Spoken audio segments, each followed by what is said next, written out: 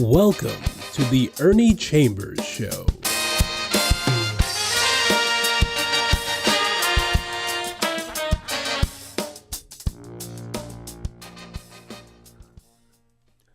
Friends, enemies, neutrals, and I threw in the word fools because we have some of those, and I want everybody to know that they're welcome to sit in on this little presentation. We cannot judge people at one instant in time and consider that to be entirely what the person is. Wise people do foolish things. Foolish people often say wise things. So the best course to follow when we're dealing with human beings is to allow a period of time to elapse which is sufficiently long to give us an index into what that person may really be. Maybe somebody had, like Scrooge had said, an undigested bit of mustard that caused somebody to have a nightmare. It could have caused somebody to have an upset stomach, which upset everything else. So that is out of the way, and I can begin to talk about what is happening in the Middle East. It's extremely troubling to me because I see parallels to every instance in history when one group which had virtual total domination over another group, all types of injustices and even cruelties come into play. There seems to be, unless we're very careful, an underlying streak of that prehistoric, pre-civilized barbarity that causes us to feel sometimes a sense of pleasure in inflicting pain on others who have not harmed us, others who are unforgiving in what they do, but they haven't done anything to us. So we have to allow enough time for the thing to unfold. More than enough time has unfolded to allow the so-called Jewish state, and that's the way those in Israel often describe their state, enough time to show that they are humane, that they believe in justice. They will do unto others as they would be done by, and under all circumstances would never engage in the kind of conduct which created a very dark, ominous period in Jewish history known as the Holocaust.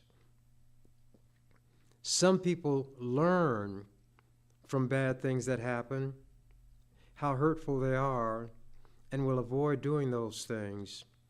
Others incorporate all of the worst aspects of that situation and become practitioners of the very kind of thing that was done to them.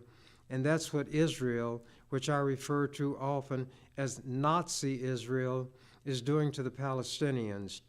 These people who call themselves Jews, who call themselves Zionists, are not the original inhabitants of Palestine. They came from Europe. There were people living in Palestine. They were known as the Palestinians.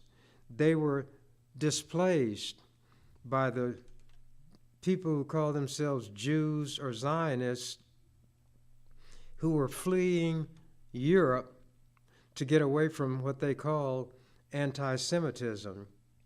Then, instead of being examples of how virtue can spring up in a person who himself or herself has been abused, they duplicate and sometimes outdo the horrors that were inflicted on them by the Nazis. Right now, there are demonstrations on campuses all over this country, even out east where they have the elite universities, those whose names might be familiar to you, Columbia, Brown.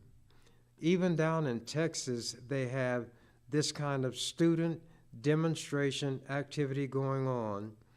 In the eastern areas, the students are erecting tent, you can say villages, where they will occupy space and make their protest. They allow their bodies to become a magnification or amplification of what is in their mind. They are willing to be arrested, not eager to be arrested, not desiring to be arrested, but willing to face arrest. The brutality that often is inflicted by American so-called law enforcement persons, some of whom have a streak of sadism, which manifests itself whenever they are dealing with helpless, weak, or disadvantaged people. So they are now sending these kinds of people, not everyone in a police uniform fits the description I've given, but enough of them do to cause people to make a generalization about all people who are attired in such a manner. Clubs have been used on these students, tear gas, tasers. They have been wrestled to the ground, some thrown to the ground in what is supposed to be a civilized country. And the irony is that they call themselves enforcing the law against those they consider lawbreakers. Lawbreakers because they have become, based on what the university magnates say, trespassers, destroyers of property. So they call in the goon squad. I have an article that appeared March 30th. Every article that I read from will be found in the Omaha World Herald. The headline, "Campuses Take Action to Put End to Protests." So that virus, which originated in Israel, has led to an infectious disease on the shores of what some people call the greatest country on the face of the earth, but I dissent from that opinion. Campuses take action to put end to protests. New York. Colleges around the U.S.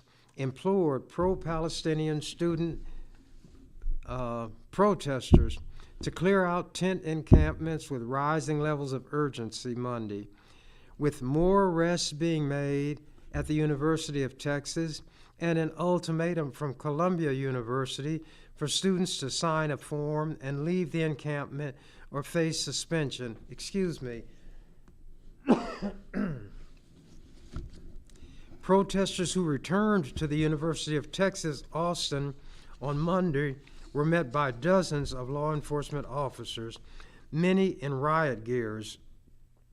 6 protesters were quickly arrested and others were taken into custody one by one.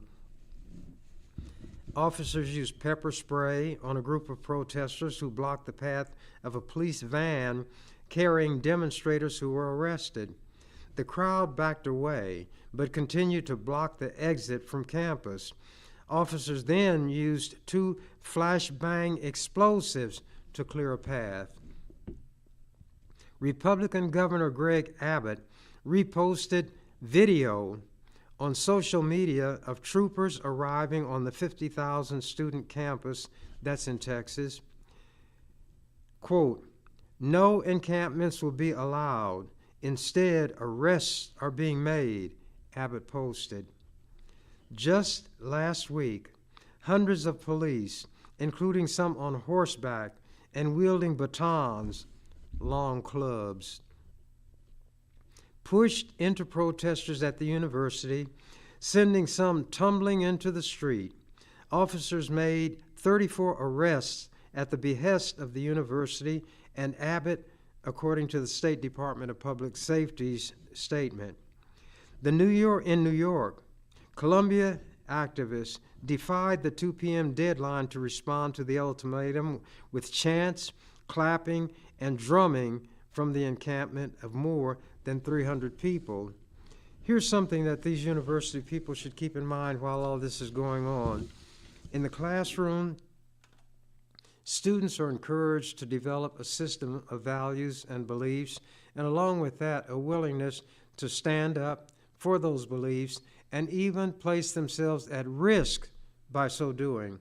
And now they're putting into practice out in the world what they learned in the classroom. But the ones who teach in the classroom never expect the time of the boomerang, where they throw something out, it goes out, and then it comes back to the point of origin. No officials at Columbia appeared to enter the encampment with at least 120 tents staying up as the deadline passed. Hundreds of protesters marched around the quad, weaving around piles of temporary flooring and green carpet meant for, of all things, graduation ceremonies. Here was a type of graduation going on right now, a graduation from the theoretical classroom into the postgraduate realm of the real world. A handful of counter-demonstrators waved Israeli flags, and one held a sign reading, quote, "Where are the anti-Hamas chants," unquote. You notice they don't attack the ones who are speaking for Israel. They attack those who are sympathetic toward the Palestinians. So even as the law enforcers come to enforce the law, there's a type of discrimination, you could even call it racism, involved in how they apply the power that they were given by the state. The notice sent by the Ivy League University in Manhattan said if protesters left by the deadline and signed a form committing to abide by university policies through June 2025, or an earlier graduation, they could finish the semester in good standing. If not, the letter said, they would be suspended pending further investigation. Early protests at Columbia, where demonstrators set up tents in the center of the campus, inspired pro-Palestinian demonstrations across the country. Students and others have been sparring over the Israeli-Hamas war and its mounting death toll. Many students are demanding their universities cut financial ties with Israel. This is known as divestment. Like I got the legislature to pass legislation requiring the divestment of state funds or the withdrawal of state funds from all companies doing business in or with South Africa. That action was copied by states around the country, and it led ultimately to the fall of the worst racial discrimination on the planet of the earth at that time, apartheid, in South Africa. These students are viewing what Israel is doing in much the same way that people viewed South Africa's abuse of black people, whose country it was. These Boers, or white people, came from Holland and other parts of Europe and dominated that area because they brought kill power with them. It's interesting that in all the countries where white Europeans came and attacked and used violence, they referred to the inhabitants as savages, yet they had not developed any kill instruments like the white Christians brought.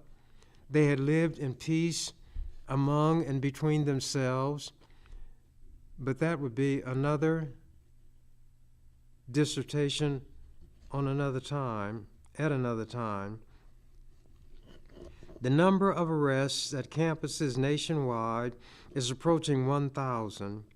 The protests even spread to Europe, with French police removing dozens of students from the Sorbonne University after anti-war protesters occupied the main courtyard.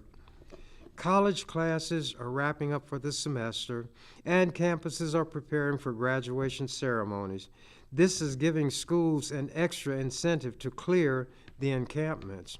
By all means, no matter what practical lessons are being acted upon and demonstrated, the very important ceremony of graduation must take priority and precedence over everything else. Students dug in their heels at some high-profile universities, with standoffs also continuing at Harvard, the University of Pennsylvania, Yale, and others. Protesters at Yale set up a new camp with dozens of tents Sunday, almost a week after police arrested nearly 50 and cleared a similar camp nearby. They were notified by the Yale officials that they could face discipline, including suspension and possible arrest if they continued.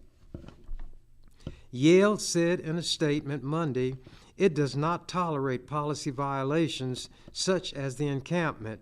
School officials said the protest is near residential colleges where many students are studying for final exams, and that permission must be granted for groups to hold events and put up structures on campus.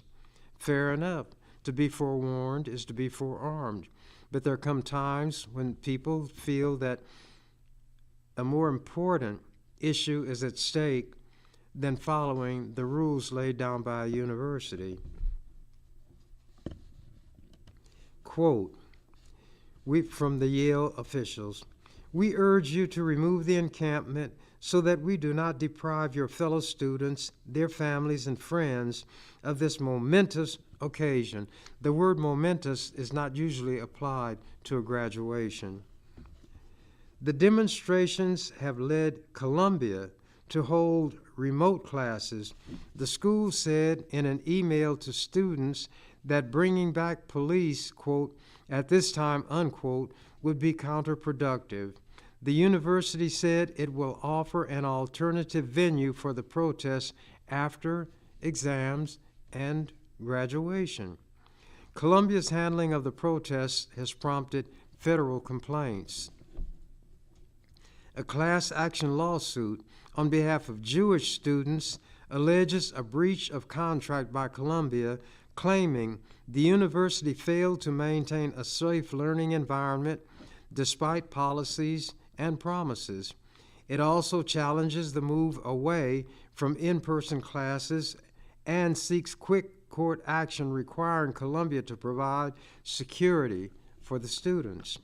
Meanwhile, a legal group representing pro-Palestinian students urged the U.S. Department of Education Civil Rights Office to investigate Columbia compliance with the Civil Rights Act of 1964 for how they have been treated.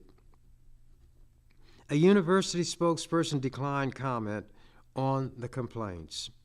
The plight of students who have been arrested has become a central part of protests, with the students and a growing number of faculty demanding amnesty for protesters. At issue is whether the suspensions and legal records will follow students through their adult lives. A lot of times, things are not well thought out, and policies are put in place in an environment where they really need not be there, but they're anticipatory, expecting or projecting that there may be a use for such procedures and processes. They would put them in place so that anybody who was affected by them would have had prior notice. A law should always give a person who is going to be subject to it a clear understanding of what is allowed and what is prohibited. If the law is unclear and a person, say, is arrested and charged with a crime, there have been times when the charge was thrown out and the law deemed unconstitutional because it did not clearly state the conduct that was being prohibited and which would cause the punishments. While I was in the legislature, I had to rewrite many pieces of legislation based on this very principle, that the state has all of this power, but before it can use it in a punitive manner, It has to inform the citizen of what conduct will result in the application of state force. So although I was known for what they called filibustering, I called it extended discussion and debate. I helped rewrite the bills of people who brought them because some group like the nutty National Rifle Association or some other nitwit operation would tell them, this has been enacted in another state, so do it here. Since I've been out of the legislature, there are two animals whose characteristics can be used to define the way the legislature operates. Cat and monkey. Copycat, monkey see, monkey do. They come into the legislature not knowing anything. Some organization or a lobbyist will stroke their ego by saying, I want you to bring this bill. And the person, without understanding it, many times without having read it, will offer it. And when I was there, they would get a lesson and their hat brought to them. Eventually, they came to the conclusion and awareness that I knew what I was talking about, and that if they wanted somebody to give them the straight scoop, I was that person. Even if it was somebody I did not personally care for. My job was not to be a friend or to make friends, it was to make good law. When somebody brought a proposal that might wind up being law, I felt a personal obligation, if nobody else did, to see that the citizens out there who are going to be affected by that law would be given a clear picture, understanding, explanation of what they are prohibited from doing. So they copycat bad legislation. They monkey see, monkey do. If such and such a state did it, then Nebraska should too. My job was hard. I earned that $12,000 a year. Actually more than that, but I knew what the job paid when I took it. But when I took it, the pay was $4,800 a year. When I knew in advance, excuse me, what the rules were, then I should be prepared to play by the rules or use the system established by the rules to change the rules. So the first thing I did was master the rule book.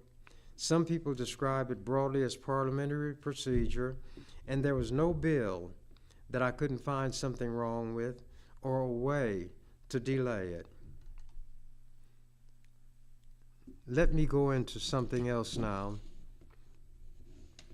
This article is dated 10/25/23.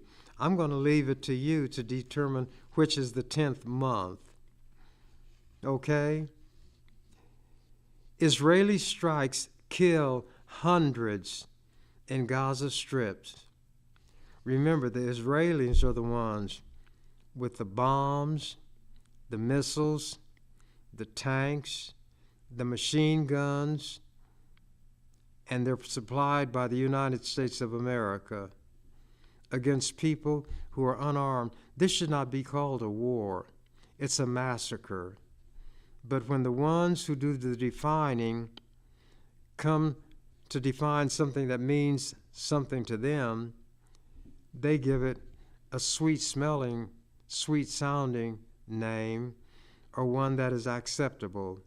So a war suggests the idea of two combatants, each one in a position to fight against the other. But when you have planes, tanks, bombs, missiles, machine guns, and I have sticks and stones and bricks, that's not a war. That is a massacre. And if the same thing were being done to the Israelis, that's what it would be called, if the ones doing it were the Palestinians, who occupied the land now called Israel, and where they are held prisoners and kept in a subhuman status by their conquerors with the help of the United States and the UK. Rafah, Gaza Strip. Israel escalated airstrikes across the Gaza Strip on Tuesday, crushing families and the rubble of residential buildings. As health officials said, hundreds of Palestinians were killed and medical facilities were shut down because of bomb damage and a lack of power. These Jews bombing hospitals.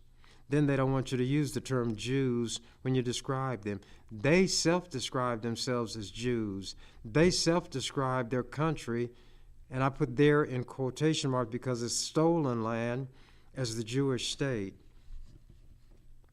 The soaring death toll from Israel's bombardment is unprecedented in the decades-long Israeli-Palestinian conflict.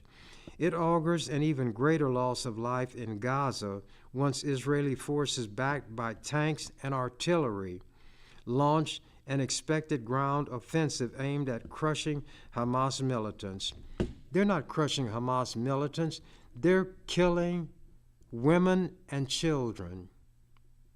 The vast majority of people killed during this activity comprises women and children. Oh yes, the Jewish state is bold and brave when they can bring tanks, artillery, bombs, and whatnot against women and children, all of whom are unarmed, unresisting. Gaza's 2.3 million people have been running out of food, water, and medicine since Israel sealed off the territory after the devastating October 7th attack by Hamas on towns in southern Israel. Oh, Hamas was wrong, no doubt about it. There's no question about it. But the response has to be proportional to the provocation. The Gaza Health Ministry, which is run by Hamas, said Israel airstrikes killed at least 704 people over the prior day, mostly women and children. Mostly women. Oh, these Jews are brave, aren't they? The Associated Press could not independently verify the death toll cited by Hamas, which says it tallies figures from hospital directors. Israel said Tuesday it launched 400 airstrikes over the prior day. 400 airstrikes in that relatively small area where there are no artillery, aircraft guns, machine guns, tanks. What are you hitting when you make 400 airstrikes in a densely populated area? And it's densely populated because you ran the people from this part of their restricted area down into this part. And there are more of them here. Well, you can kill more of them more easily. 400 airstrikes. A group of Hamas divers that tried to infiltrate Israel on a beach just north of Gaza on Tuesday were confronted by naval forces, the Israeli military said. They got the Navy involved also. Across central and south Gaza, where Israel previously told civilians to take shelter, did you hear what I read? Where Israel told civilians to take shelter, there were scenes of rescuers pulling the dead and wounded out of large piles of rubble from collapsed buildings. Graphic photos and videos shot by the Associated Press showed rescuers unearthing bodies of children from multiple ruins. If they were white children, it would be a different story, wouldn't it? When those two towers were hit by those planes, not nearly that many people were killed, but you saw all the breast beating, the moaning, groaning, and saying the whole world ought to come to their aid. Oh, by the way, they're God's chosen people. It must be a crazy, insane God Buildings that collapsed on residents killed dozens at a time in several cases, witnesses said. 2 families lost 47 members in a leveled home in Rafah, the health ministry said. When Hamas had made that attack on Israel, they didn't do these kind of things. If they had the weaponry, they would have. But if they had the weaponry, they could have held Israel at bay, and Israel wouldn't have been able to steal their land in the first place. A strike on a 4-story building in Khan Yunis killed at least 32 people, including 13 members of the Sakwala family, said Amar al-Bouta, a relative who survived the airstrike. He said there were about 100 people sheltering in the building, including many who evacuated from Gaza City. They came down there and were encouraged by the Jews to come down there, making easy targets. Quote, "We thought that our area would be safe," he said. "They trusted the wrong people." Another strike destroyed a bustling marketplace in the Nusayrat refugee camp in central Gaza. A refugee camp attacked with bombs by God's chosen people. AP photos, Associated Press, showed the floor of a vegetable shop covered in blood. In Gaza City, at least 19 people were killed when another airstrike, attacked a house. They bring in airplanes to attack houses? Then they whimper and whine?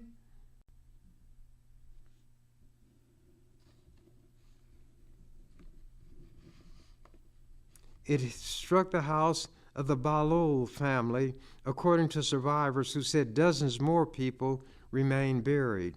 I know this brought great joy throughout the Jewish state when they were told that they killed the women and the children and buried them all, just blew their houses up with airplanes. And I'm sure there was great joy in the Jewish state. The health ministry said more than 5,700 Palestinians have been killed in the war, including some 2,300 children. Oh yeah, they're good at attacking children also. The fighting killed more than 1,400 people in Israel, mostly civilians slain during the initial Hamas attack, according to the Israeli government. No airplanes, no tanks, no artillery.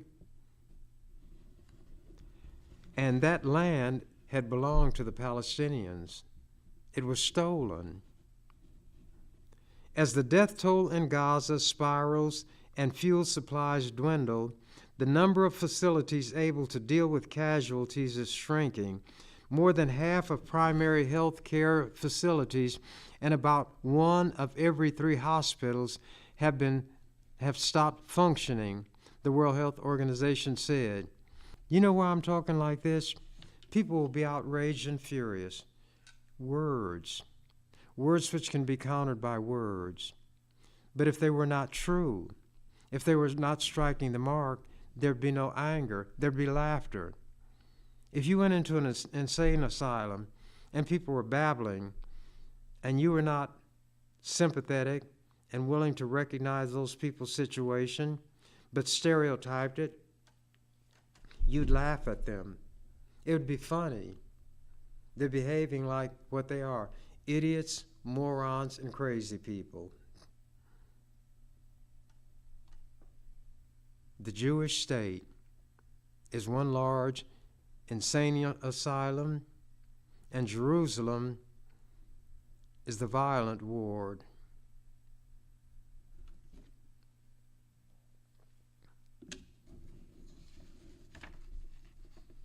Overwhelmed hospital staff struggled to triage cases as constant waves of wounded were brought in.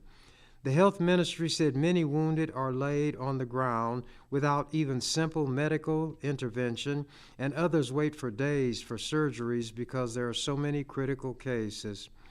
While Israel allowed a small number of trucks filled with aid to enter it, it barred deliveries of fuel to Gaza, saying it wants to keep it out of Hamas's hands.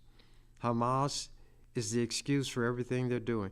Hamas doesn't have machine guns. Hamas doesn't have anti-aircraft guns. Hamas doesn't have tanks. Hamas doesn't have any of that. To make room for the dead, cemeteries have been forced to excavate and reuse old plots, families having dug trenches to bury multiple bodies at a time. The Nazis had mass graves for the Jews. They'd line them up along a trench, down on their hands and knees, come behind, put a bullet in the back base of their skull, push them in, and then bulldoze the dirt. And Jews thought that was terrible. But look what they're doing. They learned well from the SS, the Schutzstaffel, didn't they? The Waffen-SS. Quote, bodies pour in by the hundreds every day. We use every empty inch in the cemeteries, said Abdul Rahman Mohammed, a volunteer who helps transfer bodies to Khan Yunis main cemetery. Israel claims that it does not target civilians and that Hamas militants are using them as cover for their attacks. Well, who are they targeting when they bomb civilian areas? And they're bombing the civilian areas where they told the people in the other place in northern Gaza, told them to come south, and now that's where they're bombing. And they're surprised that they're killing civilians? If you pour water in one of those canvas skins that they held water, and then you punch a hole in the bottom, should it be a surprise if the water runs out? You know that's what's going to happen. And when you do it intentionally, your intention is that it run out.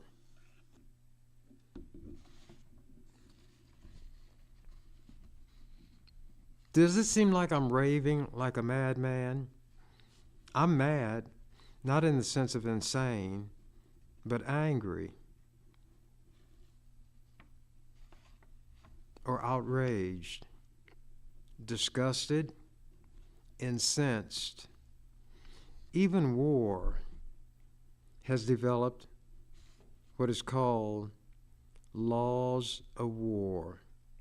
There are certain things which, even in wartime, and the purpose of a war is to kill, certain types of killing cannot occur without violating the laws of war. Doesn't it seem like that's a contradiction in terms, laws of war?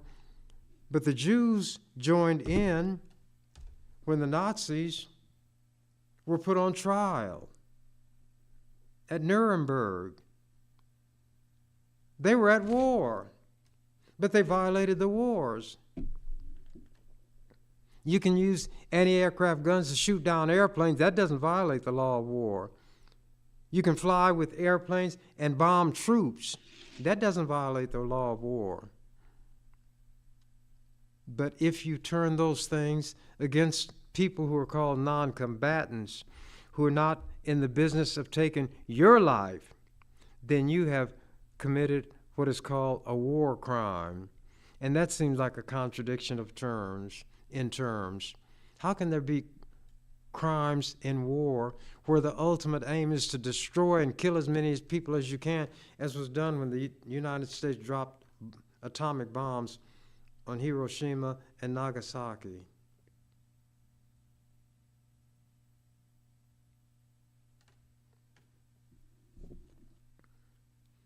All done by Christians and Jehovahites. Israel claims that it does not target civilians, even though they know civilians are there. If I can anticipate the outcome of an action, the law says that I intended that action. So, if you are killing civilians and you know the civilians are there, you're targeting them. It can't be called anything else.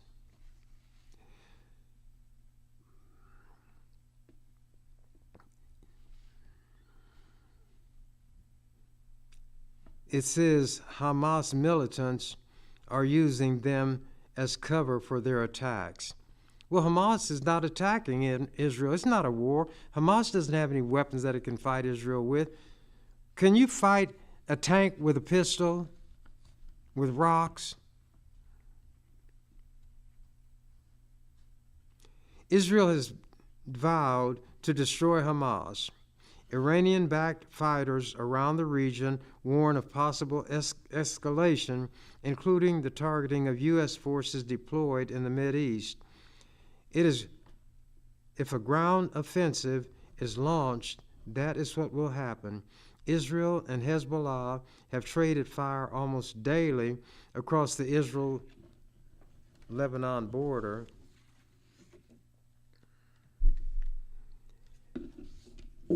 I can't go through everything that I intended to, but I have something. If I read rapidly, I might be able to finish it before my time is up.